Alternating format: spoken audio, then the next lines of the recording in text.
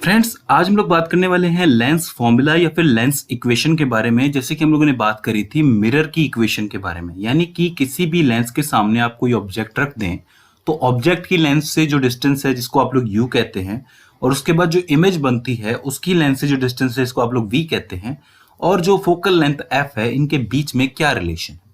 ये चीज से हम लोगों को क्लियर हो जाता है कि अगर मान लीजिए कि आपको फोकल लेंथ दी हुई है या फिर ऑब्जेक्ट की जो डिस्टेंस दी हुई है उससे आप इमेज बताइए, या फिर आपको इमेज की डिस्टेंस दे रखी है और आपको यू दे रखा है, और फिर आप बताइए कि इसकी लेंस की फोकल लेंथ क्या होगी, यानी कि इसका फोकस पॉइंट कहाँ होगा।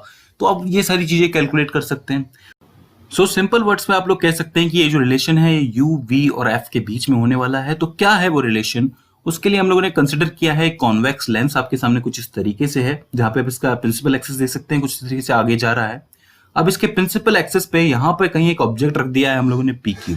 अब ये सबसे बड़ी बात यह है कि ये पॉइंट ऑब्जेक्ट नहीं है, ये पी क्यू थोड़ा सा बड़ा है, इसकी कुछ लेंथ है, और हमें यहाँ पे लेंस के इस तरफ खड़े होकर के देखना है कि इसकी इमेज कैसी बनेगी। हम लोगों ने ऑब्जर्वर को खड़ा कर दिया। अब ऑब्वियस सी बात है कि हमें मालूम है कि अगर कोई इमेज हमें बनानी है तो एटलीस्ट दो रेज तो हमें गुजारनी पड़ेगी। तो उसमें से पहली रे जो है हमेशा की तरह पैरेलल जाएगी, जो कि प्रिंसिपल एक्सिस के पैरेलल गई है, और ये बीच से टकरा करके जो है सीधा फोकस पॉइंट से होकर के गुजर जाएगी। ये रूल है, हमें पता है, ठीक है। उसके बाद जो दूसरी रे होगी वो आपकी ऑप्टिकल सेंटर से जाएगी। ये सिंपल रखते हुए ऑप्टिकल सेंटर से ही हम लोगों ने गुजार दी, और हमें पता है कि कोई भी रे जब ऑप्टिकल सेंटर से जाती है तो वो सीधे की सीधे निकल जाती है। क्यों? क्योंकि प्रिंसिपल एक्सिस बी जो है वो आपका ऑप्टिकल सेंटर से जा रहा है, वो सीधे के सीधे निकल रहा है, राइट। तो इस तरीके से सीधी निकल गई और यहां कहीं जाकर के इंटरसेक्शन पॉइंट क्रिएट हुआ। ये बात हमें समझ में आ गई। अब यहाँ पे एक और रे है जो कि क्यू पॉइंट से निकली है, और जो कि बिल्कुल प्रिंसिपल एक्सिस पे ही निकली है, और हमें पता है इसमें कोई फर्क नहीं आएगा। तो इसका मतलब जो मेरा क्यू पॉइंट है उसका जो इमेज बनेगा वो प्रिंसिपल एक्सिस पे ही कहीं बनेगा, राइट। तो इस तरीके से ये रे है जो आगे बढ़ गई, कोई बात नहीं, बिल्कुल ठीक है। अब जहां पर ये जो इंटरसेक्शन पॉइंट बना है वहां से हम लोग देख सकते हैं कि इमेज तैयार हो गई। पहले हम लोग कर चुके हैं, it's not a very big deal, ठीक है। तो यहाँ पे पी क्यू जो मेरा बना था यहाँ पे बन गया P dash Q dash. Q dash है वो सीधा की सीधा आपका प्रिंसिपल एक्सिस पे ही है, और जो पी डैश है वो यहाँ पे कहीं है, इंटरसेक्शन पॉइंट पे कहीं, ठीक है साहब। यानी यहाँ ऑब्जेक्ट था, यहाँ इमेज बन के तैयार हो गई, और जो मेरा ऑब्जर्वर होगा उसे यही इमेज दिखाई देगी। तो अब हम लोग इनकी डिस्टेंसेस को नाम दे देते हैं, यानी कि ये जो मेरा ऑब्जेक्ट है इससे ऑप्टिकल सेंटर की जो दूरी है वो u होगी, ऑप्टिकल सेंटर से जो मेरी इमेज बनी है उसकी जो दूरी होगी, जो डिस्टेंस होगी वो v होगी, और यहाँ पे फोकस पॉइंट से जो ऑप्टिकल सेंटर की जो दूरी है वो f होगी, फोकल लेंथ होगी, हमें पता है, ठीक है। इन तीनों के बीच का रिलेशन निकालना है, और हमेशा की तरह ज्योमेट्री का यूज करते हुए हमें ट्राइंगल्स लेने पड़ेंगे, जैसा कि हम लोग पुराने डेरिवेशंस में कर चुके हैं। जैसे कि यहाँ पर दो आपको ट्राइंगल सीधे सीधे नजर आ रहे होंगे, ट्राइंगल पी क्यू ओ और triangle P dash Q dash O. क्यों? क्योंकि ये सीधे सीधे एक दूसरे के अपोजिट दिख रहे हैं हमें। इन दोनों के अंदर ही दो एंगल्स जो है बराबर हैं, जैसे कि ये 90 डिग्री का एंगल है, ये भी 90 डिग्री का एंगल है, और साथ साथ ये जो दोनों एंगल है ये अपोजिट है। और हमें पता है कि जब भी किन्हीं दो ट्राइंगल्स के दो एंगल्स इक्वल होते हैं तो वो सिमिलर होते हैं, और सिमिलर ट्राइंगल्स की जो साइड्स हैं उनका जो रेशियो है वो इक्वल होता है। यानी कि इन दोनों ट्राइंगल्स की हम लोग साइड्स ले लेंगे। पहली जो साइड होगी वो हम लोग लेंगे पी क्यू अपॉन में पी क्यू डैश, मतलब पी डैश क्यू डैश, क्योंकि ये दोनों ही परपेंडिकुलर है, राइट। इज इक्वल्स टू में यहाँ पर हम लोग बेस लेंगे, यानी कि ओ क्यू अपॉन में ओ क्यू डैश। कोई दिक्कत वाली बात नहीं है। पहले हम लोगों ने ले लिया परपेंडिकुलर, फिर ले लिया बेस, ये हो गई इक्वेशन नंबर 1, ठीक है साहब। इसी तरीके से दो और ट्राइंगल अगर आप लोग ढंग से देख पा रहे हो तो आपको दिखेंगे, जिसमें से पहला तो होगा ये वाला पॉइंट, इस वाले पॉइंट को आर नाम दिया गया है, तो ये आर ओ एफ और P dash Q dash F, ये दो ट्राइंगल है। इसके अंदर भी दो एंगल जो हैं वो बराबर होंगे, यानी कि ये जो आपको 90 डिग्री का दिख रहा है, यानी कि ये वाला भी 90 डिग्री का है और ये वाला भी, और साथ ही ये जो दोनों एंगल है वो अपोजिट है, यानी कि इनके भी दो एंगल बराबर हैं, यानी कि ये दोनों ट्राइंगल्स भी आपके सिमिलर हैं, तो इनकी भी साइड्स का रेशियो इक्वल होगा। तो इन दोनों की साइड्स कौन सी उठाएंगे आप? वही परपेंडिकुलर और बेस, यानी कि आर ओ अपॉन में P dash Q dash upon में ओ एफ अपॉन में एफ क्यू डैश, राइट। तो इस तरीके से आपकी ये दोनों साइड्स जो है बराबर हो गई। इस तरीके से इक्वेशन नंबर 2 निकल के आ गई। अब देखिए इस इक्वेशन नंबर 2 में देखिए जो आर ओ आपको दे रखा है, यानी कि ये वाला जो है आपका लेंस के अंदर वाला जो पार्ट है, ये पी क्यू के बराबर होगा कि नहीं होगा? क्यों? क्योंकि ये दोनों पैरेलल हैं और साथ साथ एक दूसरे के 90 डिग्री के एंगल में भी है, तो ये बराबर ही होना है, ऑब्वियस सी बात है। तो यानी कि आर ओ को आप लोग पी क्यू लिख सकते हैं। तो इसका मतलब इक्वेशन 2 में मैंने आर ओ को पी क्यू लिख दिया, यानी कि पी क्यू अपॉन में P dash Q dash is equal में ओ एफ अपॉन में क्यू डैश एफ। तो ये हो जाती है इक्वेशन नंबर 3।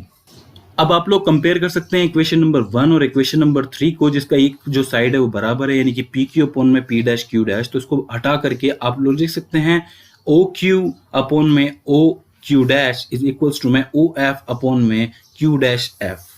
तो ये हो जाती है इक्वेशन नंबर 4, जहां पे आप लोगों ने क्या किया, दोनों इक्वेशंस को बराबर करके लिख दिया। अब यहां पर आप लोग थोड़ा देखिए डिस्टेंसेस कौन कौन सी मिल रही है। ओ क्यू का मतलब क्या है, यू है।